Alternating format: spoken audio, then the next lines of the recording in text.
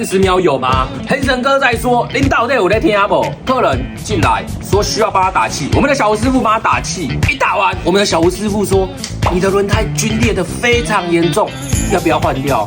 客人说，妹，不用换，没有关系。果然，隔天车子就出现在我们的店门口。这到底该不该换？